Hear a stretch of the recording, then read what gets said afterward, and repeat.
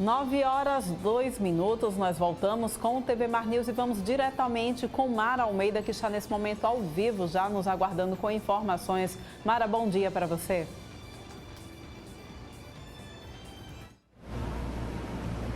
Bom dia, Corlane, bom dia a você aí, telespectador do TV Mar News. Na manhã desta quarta-feira a gente começa os nossos vivos aqui no bairro do Trapiche, no Hospital Escola Dr. Elvio Alto. Porque o nosso assunto de agora é um assunto, inclusive, bastante falado nos últimos dias.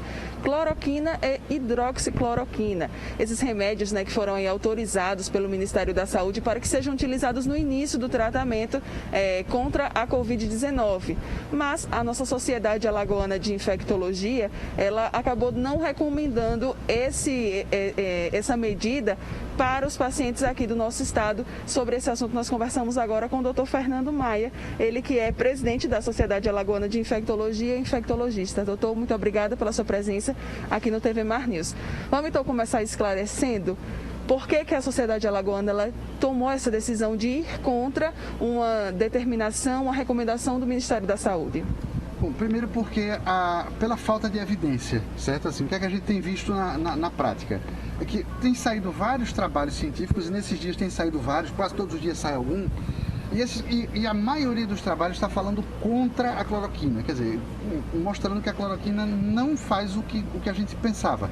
Então ela não altera a mortalidade, não altera a evolução para a forma grave, que o objetivo de usar a medicação seria essa. Então por isso a Sociedade Alagoana, em consonância com a Sociedade Brasileira de Infectologia, tirou a recomendação de usar. Embora é importante dizer que isso é apenas uma recomendação. Qualquer médico que sinta ou perceba que o seu paciente pode se beneficiar do uso da cloroquina, ele pode prescrever. A liberdade de prescrição do médico não foi alterada. Então, o médico que achar que deve, que precisa, ele pode e deve continuar a prescrever. Mas a recomendação foi retirada. Embora, é importante dizer, ninguém proibiu de usar cloroquina. A gente apenas não recomenda. Certo. Doutor, o que é que são esse tanto de informação que envolve a cloroquina, a hidroxicloroquina? O que é que esse remédio ele pode provocar nas pessoas? Bom, esse é um remédio muito antigo e que foi utilizado primeiro para tratar malária, que é uma doença infecciosa muito comum no Brasil e no mundo. Aqui em Alagoas a gente não tem malária circulando por aqui, mas no Brasil nós temos muita malária e na África também principalmente.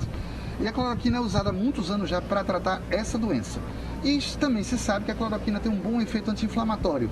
E por isso a cloroquina também é utilizada para tratar doenças autoimunes, lúpus, artrite reumatoide, outras artrites. A gente trata com cloroquina. Isso já é ponto pacífico, já é bem conhecido. Mas sabe-se também que a cloroquina tem efeito antiviral. Ela impede a multiplicação de alguns vírus. E há evidências de que ela consegue inibir a multiplicação do coronavírus. E por isso ela começou a ser utilizada.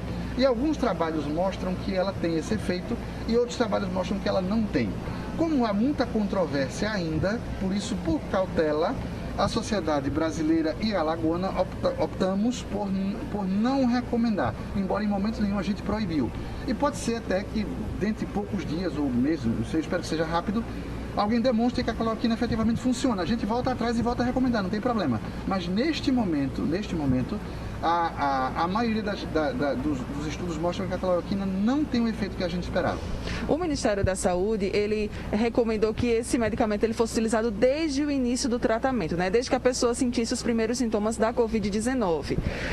E ao contrário da Sociedade Brasileira e também da Alagoana, recomenda-se apenas que seja, caso o estado da pessoa, do paciente, seja grave. Por que isso, doutor? Por que não começar logo do começo? Por que já deixar para o final? Enfim. Bom, assim, um paciente que está grave, que está internado, que está grave, então a gente precisa lançar a mão de todas as ferramentas possíveis, inclusive de cloroquina. Mesmo a gente tendo pouca evidência que ela funciona nessa situação, mas se o paciente está grave, a gente precisa tentar salvar o paciente, então justifica o uso mesmo com pouca evidência. Nos casos leves, a evidência tem mostrado que ela parece que não funciona, mas é importante dizer, os estudos que mostram que ela tem alguma ação, ela atua num momento muito inicial da doença. Então, provavelmente, ela talvez funcione, é isso que a gente precisa estudar mais para entender melhor o que está acontecendo. Ela provavelmente funciona se você utilizar nas primeiras 48 horas de doença. Então, é muito precoce mesmo. Depois disso, ela provavelmente não tem mais ação.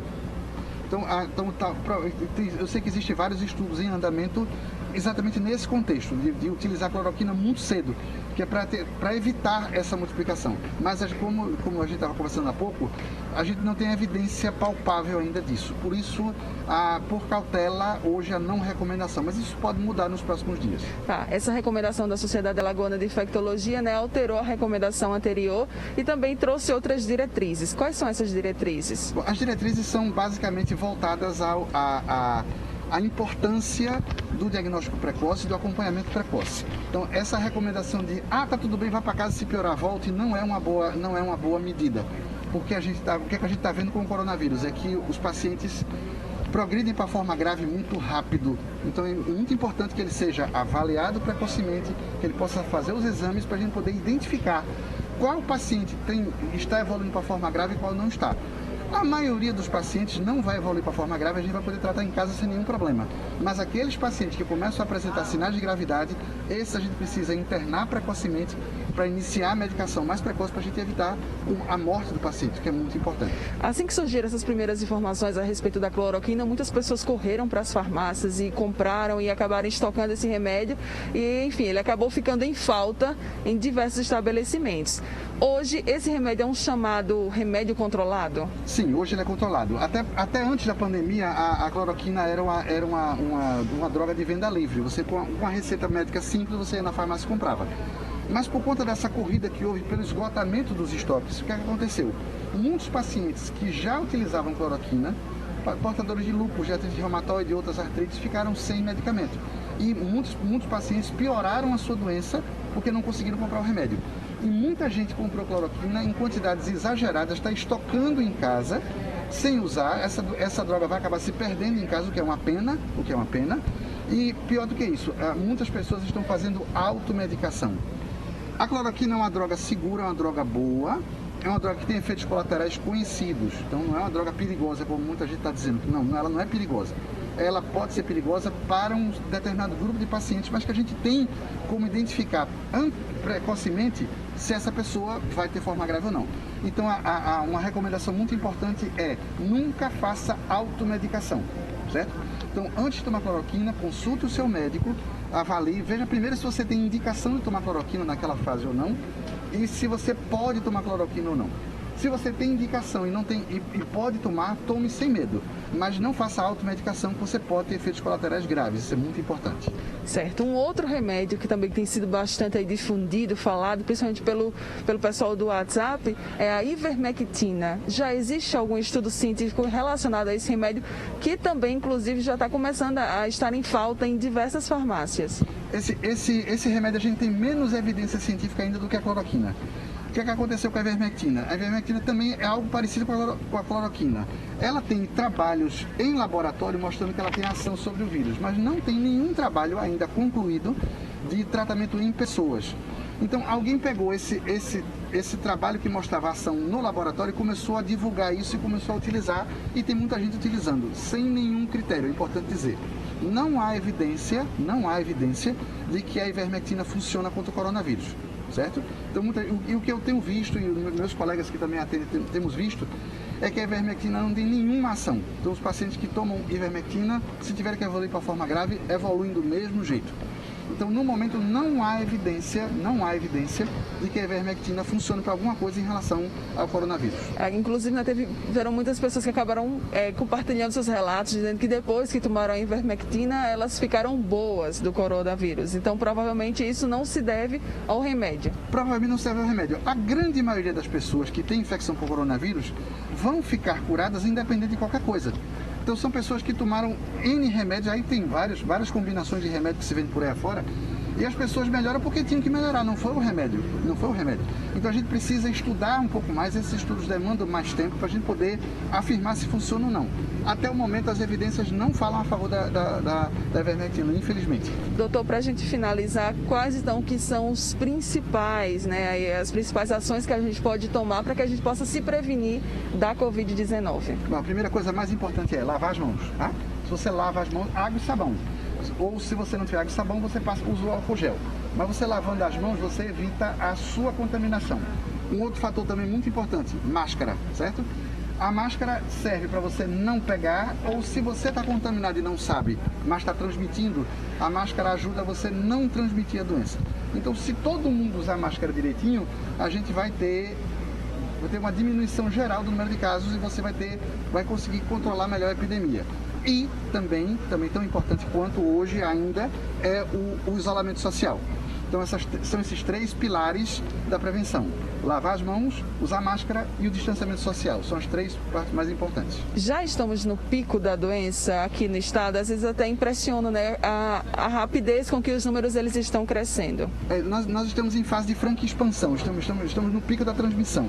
Até quando ele vai depender do próprio vírus e vai depender das medidas que a gente está tomando. Então, a gente espera que com essas medidas de lavar as mãos, de distanciamento social e de uso de máscara, essa curva de subida possa diminuir um pouco e a gente possa ter menos casos. O que a gente espera é isso. Vamos esperar que até o final do mês de junho a gente tenha pelo menos uma certa diminuição do número de casos. Tomara, porque quanto menos casos, menos mortes. Isso é muito importante. E para que isso aconteça, a população ela tem que ser uma apoiadora em massa, né? Com certeza. Todo mundo tem que fazer a sua parte. Não adianta você assistir na televisão, use máscara, você sair de casa e usar máscara no queixo. Não adianta nada isso. Então tem que usar máscara, tem que lavar as mãos e tem que manter o isolamento social. Isso é muito, muito, muito importante. Porque se a gente não faz isso, a gente não controla a epidemia. E quanto mais casos a gente tem, mais casos graves a gente vai ter, o que é muito importante. Consequentemente, mais mortes.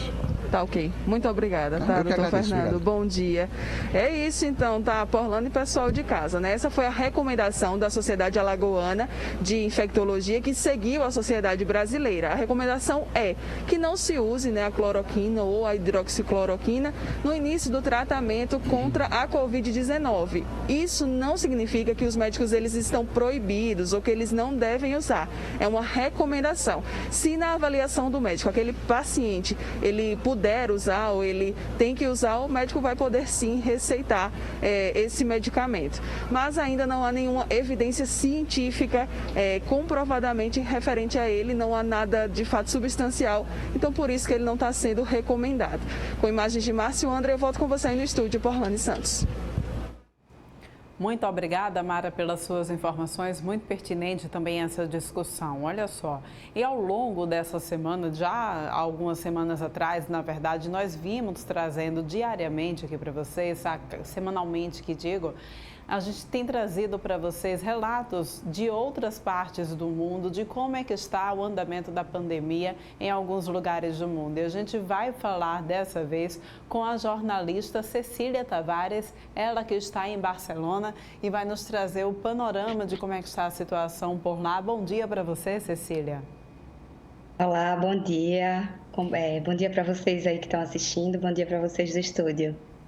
Então, Cecília, como é que está a situação aí na Espanha e em Barcelona diante dessa pandemia? Bom, a situação aqui na Espanha tem melhorado, né? A Espanha entrou Estou fazendo uma colinha aqui, tá? Para não errar as datas. A Espanha entrou em quarentena no dia 14 de março, que eles chamam aqui estado de alarma. E aí a gente teve um pico de contágios e de óbitos no final de março, começo de abril, mais ou menos, né? A Espanha implementou uma das quarentenas mais rígidas do mundo. Nos primeiros 40 dias, a gente não podia sair para fazer atividade física, as crianças não podiam ir ao supermercado, por exemplo, a não ser que a pessoa não tivesse com quem deixar, mas enfim, uma pessoa da família só no supermercado, com todos aqueles cuidados, distanciamento, uso de máscaras, transportes públicos também proibidos, só para atividades essenciais. Mas ao longo do tempo a quarentena foi funcionando e os óbitos foram diminuindo e os contágios também, né? A Espanha, no pico mesmo, o número de óbitos chegou a 969, se não me engano, em 24 horas. Mas agora, né, hoje a gente já está com a situação muito melhor. O dado mais recente que o governo liberou o dado mais atual é de ontem, do dia 26, às 5h30 da tarde, foram 35 óbitos. Então, a gente saiu de uma realidade de 969 óbitos num pico para 35 óbitos. E no total aqui, só um pouquinho, são 236.259 diagnosticados, 27.117 mortos, né, óbitos, e 150.376 curados. Esses números, eles são os números oficiais do governo espanhol, porém, ainda existem óbitos que estão sendo investigados, que não aconteceram nos hospitais, por exemplo, aconteceram nos asilos ou nas residências, então eles estão refazendo essa contagem o tempo inteiro. Cecília, você frisou aí sobre a quarentena, né, nesse período aí em que a Espanha teve esse pico muito grande, e você citou que foi uma das quarentenas mais rígidas do mundo. Como é que foi a aceitação da população diante dessas medidas de quarentena? A população, ela abraçou bem as medidas do governo? Então, no começo da epidemia aqui, no começo de março, estava todo mundo muito tranquilo, né? A gente acreditava que era uma coisa que não ia chegar, que não ia chegar como chegou na China, e aí a coisa foi piorando na Itália. A população aqui em Barcelona continuava vivendo sua vida normal, até que no dia 14 de março, quando eles decretaram a quarentena, eu ainda saí na rua para fazer supermercado, enfim, para comprar algumas coisas e sair menos de casa, e você já via que tinha muito menos gente na rua, do início da semana para o final da semana já tinha muito menos gente na rua. E assim, a aceitação da população, na verdade as pessoas tinham que aceitar, não tinha muito o que fazer, entendeu? Foi uma imposição do governo, não houve protestos significativos contra a quarentena ou nada do tipo. Não, as pessoas aceitaram e entenderam que essa era a forma que a população, que o país ia se recuperar, enfim, que os estados iam se recuperar. E você consegue aí mensurar os impactos também que essa quarentena trouxe para a economia da Espanha? Os impactos são inimagináveis, assim, é a maior crise, né, sanitária e econômica dos últimos anos. Acho que nem a crise de 2008 foi tão profunda quanto essa crise de 2020 do coronavírus. Cerca de 1 milhão de espanhóis, em março, perderam seus postos de trabalho, né? Afinal de contas, 12% do PIB da Espanha é voltado para o turismo. Então, e o turismo parou, né? As pessoas pararam de vir, os aviões pararam de ter voos para cá, então a população as pessoas que dependem de serviços, imigrantes, que há muitos imigrantes aqui da África, muitas pessoas do Oriente Médio, então, que trabalhavam com turismo, que trabalhavam com serviços, essas pessoas perderam seus empregos e entraram numa situação mais complicada, mas também receberam ajuda do governo. Muita gente que já trabalhava está recebendo uma bolsa do governo para poder se manter durante esse tempo, e hoje foi lançado um plano de recuperação para a Europa e 140 bilhões de euros serão destinados para a recuperação da Espanha. No total, foram 750 bilhões de euros liberados, mas para a Espanha, 140 bilhões de euros para recuperar a economia do país. E a expectativa é que os empregos sejam recuperados, porque, assim, até o começo de julho, o governo acredita que vamos atingir a nova normalidade, né, que eles dizem que não iremos voltar ao normal, vamos atingir uma nova normalidade. E aí eles acreditam que será possível recuperar um pouco do verão europeu, né? Melhorar a economia aqui. Há quanto tempo você está aí na Espanha? Bom, eu estou na Espanha, na verdade, eu tinha acabado de me mudar para a Espanha. Eu cheguei aqui em fevereiro, eu já vim muitas vezes, meu marido já morou na Espanha, e aí a gente resolveu vir para cá no começo desse ano. Então, assim, eu cheguei aqui em fevereiro, a gente pegou um mês de vida normal e quarentena até agora, assim, meu filho já estava na escola, então, assim, as escolas estão fechadas desde março e a expectativa é que as aulas só retornem em setembro, né, porque agora eles entram nas férias de verão. O ano letivo funciona diferente aqui na Europa.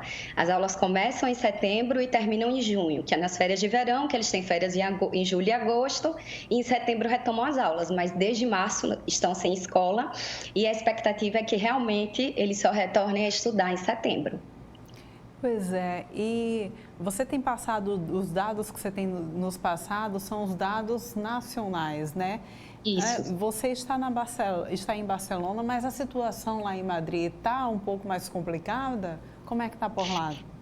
Então, a região da Catalunha, que é onde fica Barcelona, e a região da Comunidade de Madrid, né, que é onde fica a cidade de Madrid, foram as regiões mais atingidas pelo coronavírus, porque também são as que são mais populosas, então, e as que recebem mais turistas. Mas Madrid e Barcelona, desde segunda-feira, elas estão na fase 1 da desescalada, que eles chamam aqui. Eles fizeram um plano de desescalada da quarentena. E esse plano, ele tem 4 fases. Começa na fase 0, vai até a fase 3.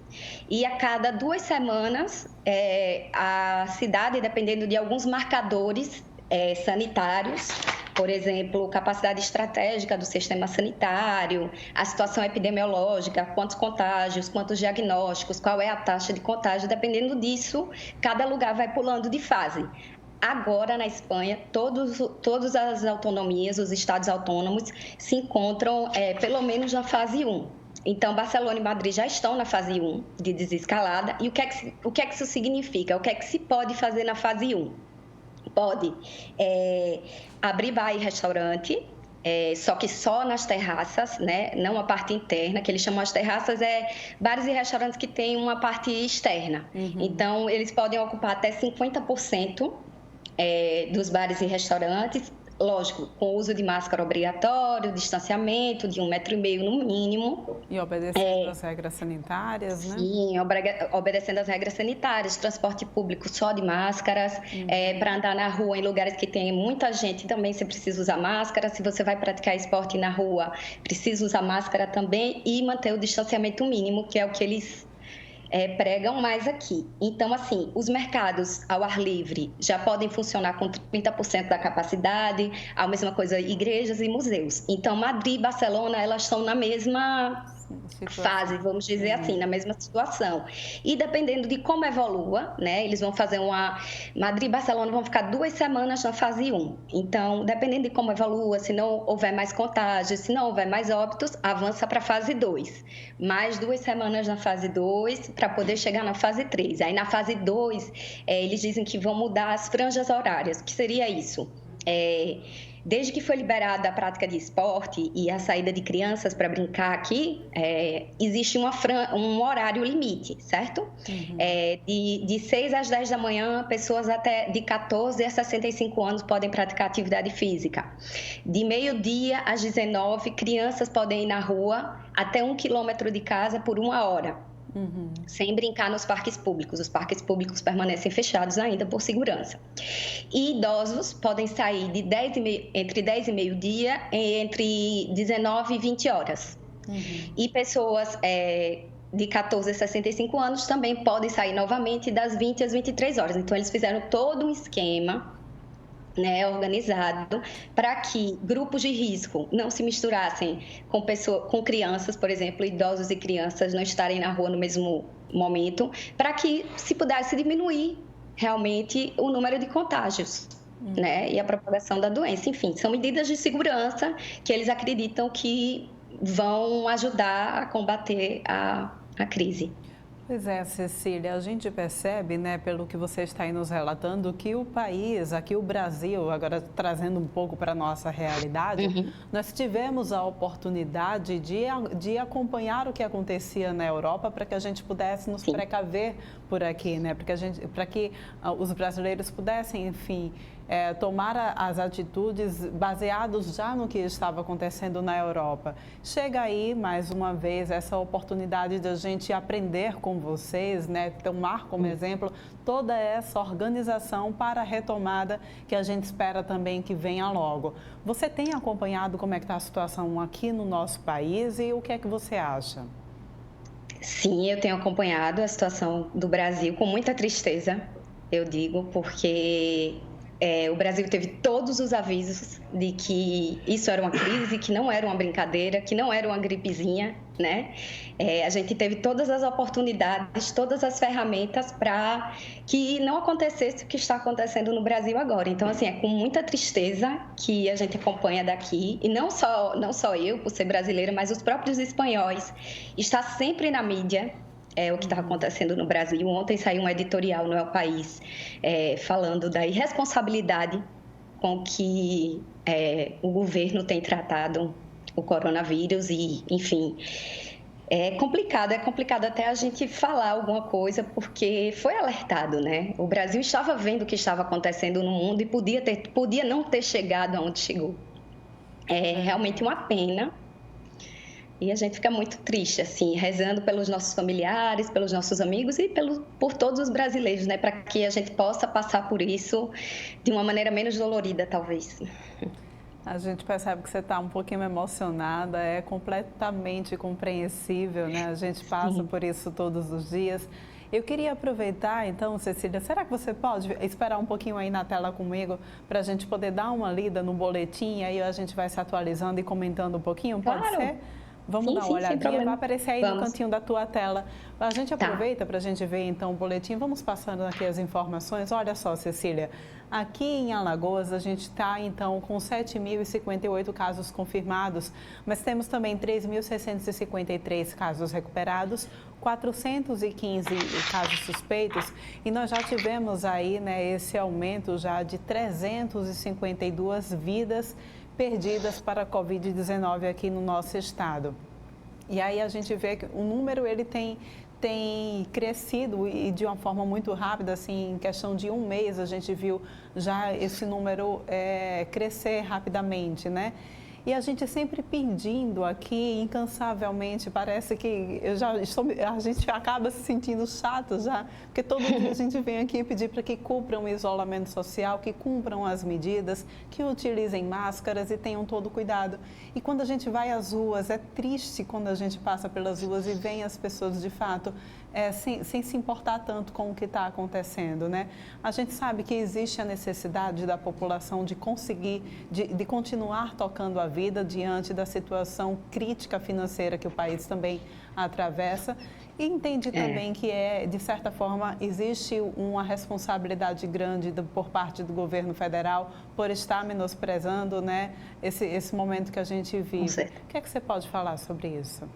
Com certeza. Primeiro de tudo, uma tristeza, né? Meus pêsames às famílias que perderam seus familiares para essa doença terrível.